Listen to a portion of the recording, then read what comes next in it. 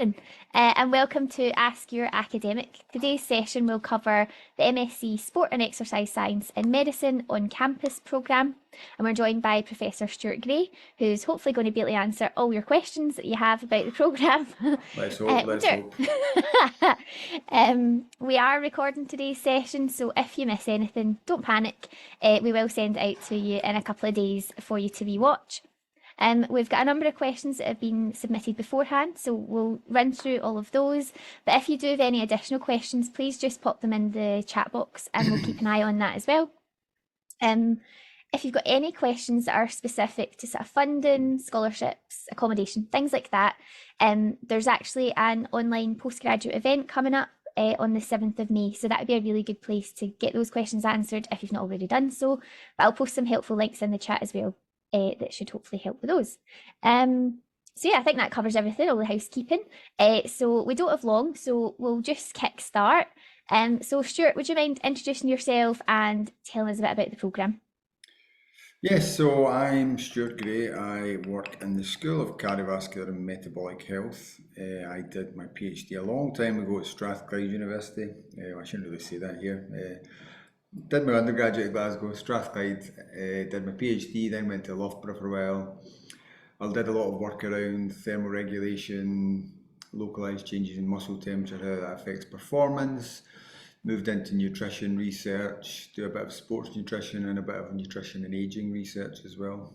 The programme, so I've been at Glasgow 9 years now, and the programme's evolved a little bit over that time, and hopefully I think we've got a very strong, interesting programme which tries to give people a good mix of different aspects of sports science. We've got physical activity and health, we've got more clinical side, we've got more performance side. So we try and give people different routes depending on their background and their interests. So I think that's the key strength. And there's some questions about links with teams and stuff, and I think that's, we can come on to that later, but I think that's another key strength of the programme as well. So I'll leave it at that and get into the questions. Perfect. There's a number of optional courses on the programme. So a few people have asked, when do they choose them? Do they need to choose them right at the start, or do they get a bit of time? So the semester one courses, so looking at the option courses, so you've got the core course that they don't have, there's no choice, evidence-based biomedical research, medicine stats. You've then got to choose 2 from 4. Obviously, since they run in semester 1, you have to choose them pretty quickly. There's still a little bit of flexibility in the first week or so where we can change things about, but what happens is in the induction event, we'll get all the academics there that run these courses. We'll give you a bit of an overview of the courses and you can chat to them about it, and hopefully not many people do switch. Most people pick and stick with what they want because they come in with an interest. So those one you've got to pick straight away. We try and get you to pick the semester 2 options as well, where you've got 3 to pick from early on, just so we know for numbers, but obviously there's definite flexibility in that, so we don't need to worry so much about them. They begin after the new year, so they don't really start till January, so you've got a bit more time for them. Perfect. And then we've been asked about practical work. What practical work's involved, if any? Yes, so a lot of this will depend on the courses you choose, and there's no defined specific practical course. You may have seen, I don't know if people may have seen when they applied, that we're changing the course this year. So there used to be a course that was purely practical, and that was mandatory actually. People had that practical course, but what we found was that people were going through the mechanics of just doing the stuff in the lab, and it wasn't linked up with any of the more academic interest. So we've scrapped that course and we're going to bring some more practical stuff into each course. So for example, if you do clinical sports injuries, you'll be doing some hands-on assessments of injuries and joints, these kind of things. I run a course, nutritional aids. We'll do some exercise performance and nutritional testing in the lab, so it'll be more lab-based stuff. And that'll be in some of the other courses as well that are more performance-based. And then more of the physical activity stuff, you might do more we'll do some accelerometry stuff, measuring physical activity by accelerometer, getting people out in the real world, bringing the data back in, analysing the data. And similarly, the technology and analytics course, again, we'll be doing stuff like that with GPS monitors, where you'll be getting the kind of practical side of handling how to use them, apply them, set them up, and analyse the data. So it's something we're trying to build into each course, practical stuff. So yes, we're keen on practical. Right. I'm sure people will be delighted to hear that. Like practical. In terms of assessments and exams, can you tell us a bit about how that works? Yes, so we don't do exams. We don't think it's the best way to assess people other than for statistics, the statistics part of evidence-based biomedical research and stats, where there's a small component that's an exam. Of the stats component, I think it works out about 20% of the stats part of evidence-based medicine, so it's a very small component. All the rest of the assessments are in-course type assessments, and they vary massively. So we've got presentations, we've got writing up stuff from the lab, more like a scientific paper, we've got write a grant application, we've got in evidence-based medicine part of that course, the write a research proposal, we do some kind of critical essays, we do, I think some of the courses have got some abstract writing as well, some posters in there. So it varies across the course. We try and give as broad kind of assessment kind of schedule as we can. Right, that sounds good. And somebody's asked, do they get access to lesson material before classes? No, I suppose that might differ. No, yes. So it's something we're working on quite a lot, and actually with our teaching, we're trying to move away from your traditional come along and listen to me talk for 2 hours, because nobody wants to listen to me talk for 2 hours. I don't want to talk for 2 hours. So it does vary across courses, but we're trying to move to more interactive student-led teaching. So for example, in my course, I like to give you kind of snippet recordings of lectures to watch before you come. And then when you come, it'll be more a discussion. We'll look at some papers, we'll do some critical analysis of papers. You guys will do some research and feedback to the class, stuff like that. Even stuff that is a bit more traditionally didactic, the lecture slides will be available before. They'll be on Moodle. So we'll have a good Moodle site with lots and lots of stuff for you to look at. Perfect. And whereabouts are classes typically held? Is it main campus? They are, I was going to say they're all main campus. They're not all main campus. Most of them are on the main campus. The only ones that are not main campus are some of the sports injury stuff, which happens out of Hampden, which for those not from the UK is the National Football Stadium. And if you Google Maps it, it's not that far. It can be. Sometimes students don't. It's good to be honest. Sometimes students do complain about getting out there. It's not the easiest place to get to. You've got to take a train and walk, or you can take a bus. There's plenty of parking out there if people do have cars. So it's a wee bit of a trek, but we do that because we have access to the expertise of Hampden, and John's just retired actually. He was the team doctor for the Scotland football team for many years, and we've still got links to people that work in there within the SFA as well. So to get that expertise, we need to go out to Hampden. But other than that, everything's on the main campus. Perfect. Worth the trek then. That leads nicely to the next question. Does the university have ties to any local professional clubs? We don't have formal ties per se, written agreements, but we've got lots and lots of links. So as I said in the kind of intro stuff, one of the main strengths of this program is our links with clubs. So for your project, you can choose an internship based project, and we have students that go out to Rangers, Celtic, Warriors, Scottish hockey, Scottish ballet. We've had a few people going to, they're getting into sports science. which was quite interesting. They would let them see the athletes during the training, but not during anything that had any aspects of performance. It was all very secret because they didn't want people to see what the I know nothing about ballet, what the moves were before the show.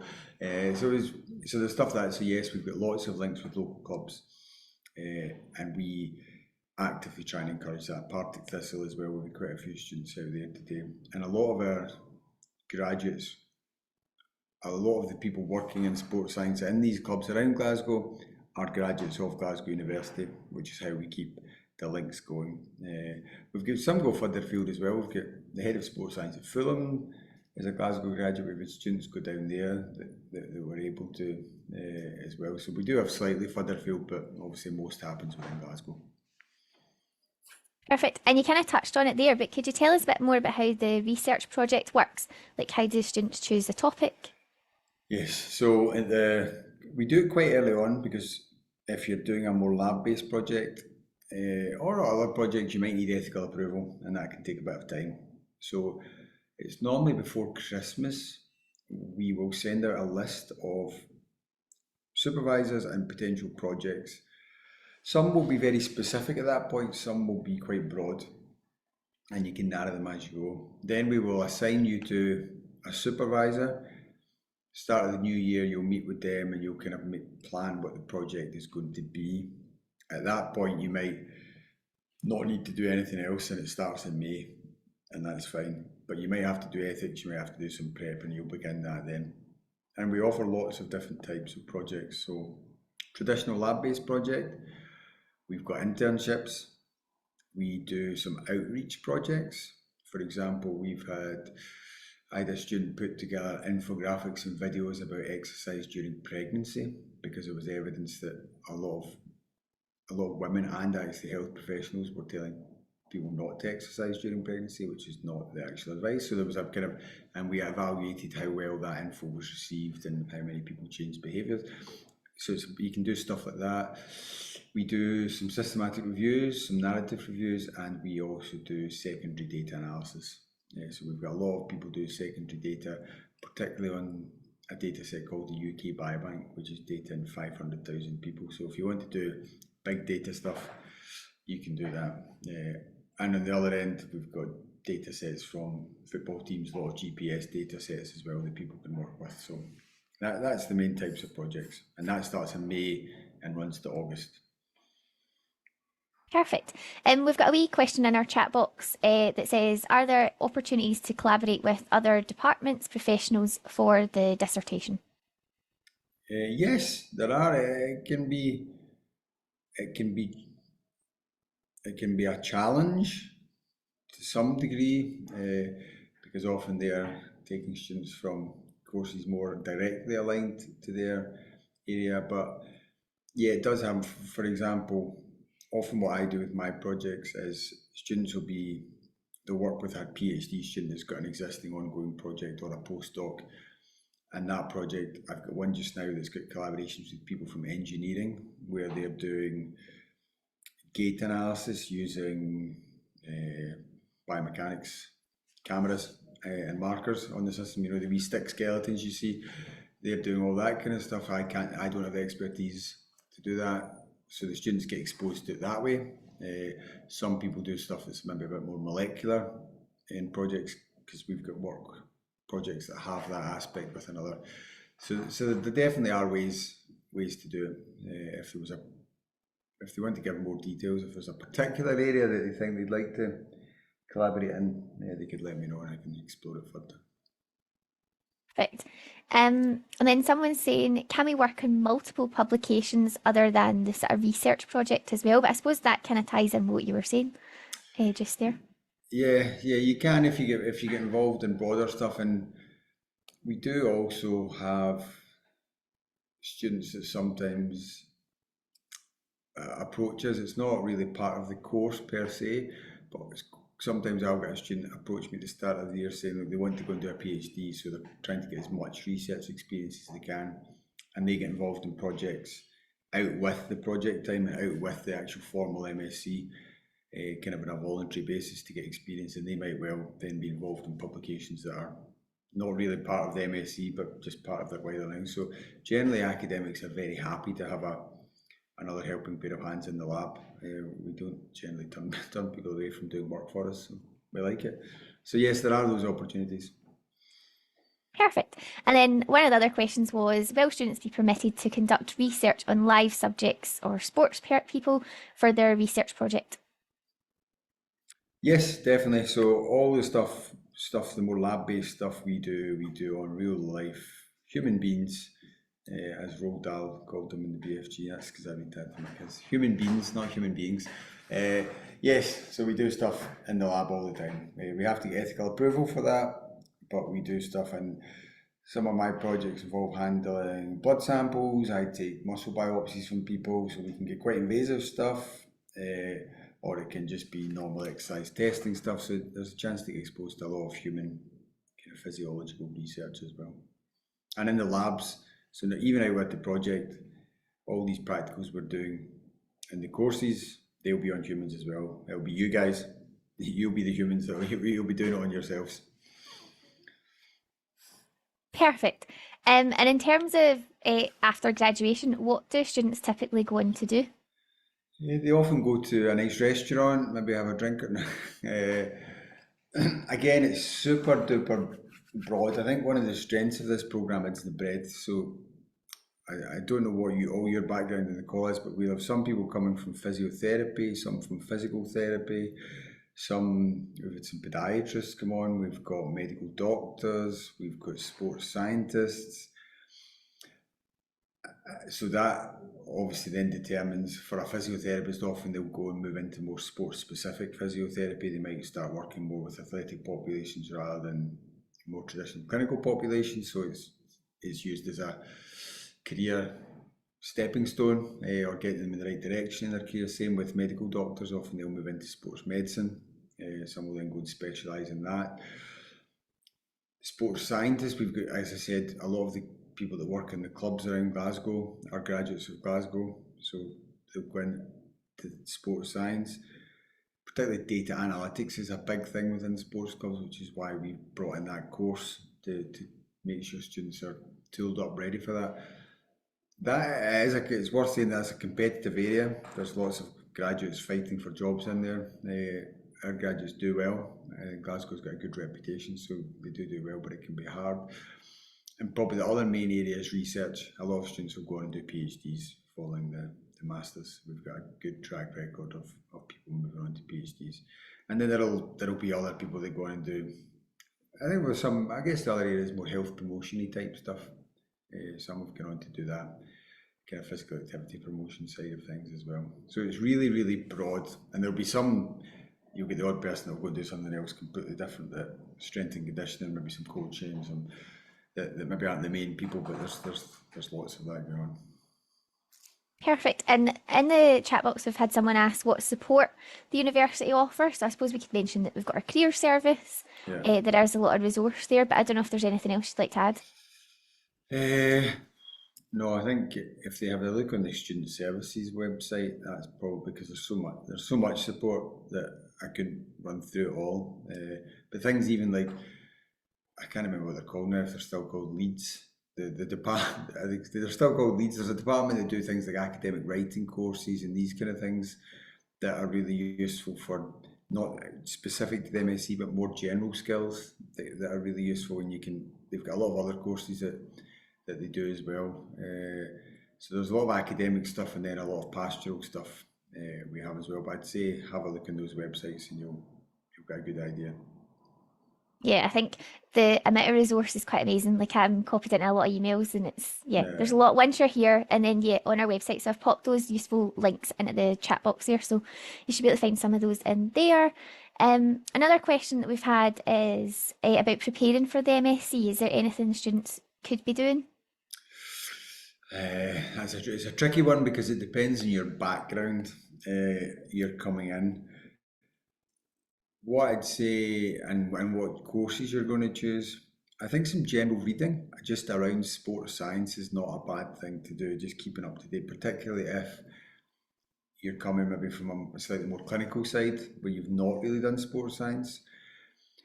So there's some basic exercise physiology textbooks. There's one by authors called McCardle, Catch and Catch. If you have done sports science, you possibly use that in your undergraduate. That's not a bad one to get a copy of and have a bit of a look at. But other than that, there's not really anything that you need to do massively. I would say, particularly if you're just finishing a degree, is have a rest as well. Recharge your batteries and come in ready for action, because it is an MSc it's a busy year. It's quite intense. There's a lot of assessments to do, a lot of work to do. So yeah, do a bit of prep, a bit of general reading, but don't stress too much about it. Have a break. Yeah, one thing I've been told, or sort of from experience of other students, is try and get here early as well, just so you can get yourself Yeah, set up in your house, doctors, banks, things like that, because that all takes time. If that's all yeah, sorted, you can yeah. concentrate on That's a your good studies. idea. That's a good idea, and get used to Glasgow a little bit. And Particularly the if accent. you, exactly, you're hearing a little bit of it here, but I think we don't have particularly strong accents. You'll find some people around the Glasgow area that you'll struggle to understand. So come early and get used to the way of working in Glasgow. We've just got a couple more questions there that have come through the chat box. For classes, like how many days, hours per week do they typically take? Uh, so generally for each course you choose, you'll probably have about 3 hours contact per week, give or take. So if in your first course you've got, in your first semester you've got the 3 courses, so you're probably about the 9, 10 hours a week. Days it varies massively depending on what courses you choose, but you're probably on campus for direct face-to-face teaching probably 3 days a week. Yeah, it probably works like that, and then the rest of it would be directed learning and preparation and these kind of things. It doesn't mean you're only working for 10, 12 hours a week. You are. There's a lot more to do. Perfect. And other questions got there. One question there is, what kind of clinical course can the university provide? Is there anything clinical within the optional courses or that? So the optional course we have is, oh yeah, it's not. I think earlier I called it clinical sports injuries actually, but that's the old name for it. But sports injuries for doctors and physios. So there's two sports injuries courses you'll see. One's prevention and rehab, one's for doctors and physios. So the prevention and rehab is more for sports science people. They do share some of the courses, the bits at the start, because there's obviously some generic stuff about sports injuries that's useful for everyone. Then the rehab prevention one's more about, so what does a sports scientist do within this multidisciplinary team that works with a football club? How do we stop people getting injured? If they've got a hamstring injury, how do we get them back on the pitch as quick as we can? What exercises can we do? What nutritional strategies, etc. Whereas the clinical one for doctors and physios is only available for doctors and physios. It's in the name. That does more the clinical side of things. So, okay, somebody presents with a sore shoulder, like what's going on with it? How do we examine that? What treatment would we recommend on the basis of that? We pull in experts from all across the NHS, the people that do knee surgery, people that do shoulder surgery. We've got lots of different experts coming in to teach on that as well. So that's the main clinical stuff. We do have other kind of clinical stuff throughout, things like the exercise prescription course. We look about how you prescribe different exercise to different clinical populations. If you've got somebody with hypertension, what do we do? Somebody with diabetes, what do we do? And it comes in a little bit in working with elite athletes as well. There's a little bit of clinical prep for teams and elite athletes as well. So it's dotted about in some different courses. Perfect. And then we've had a question in the chat box about part-time jobs. Is that recommended to gain exposure and experience? I mean, sometimes a part-time job's a necessity for people, and they can't be helped. It's very much a balance for you guys to judge with the workload. But if it's related to the course, if that's what the question is for experience, then I think it definitely is useful. We've had some students this year doing a bit of applied sports science work alongside the MSc, and often that tends to be actually at random times because people are training at night or early in the morning or something, so you can work around the MSc reasonably well. So yeah, for jobs in the future, as much hands-on experience of whatever area it is you want to go into is definitely good, and we can help facilitate that where we can as well. Right. Well, that's us covered. Oh, spoke too soon. You're Can a right. last question, I think, and then we'll wrap up for today.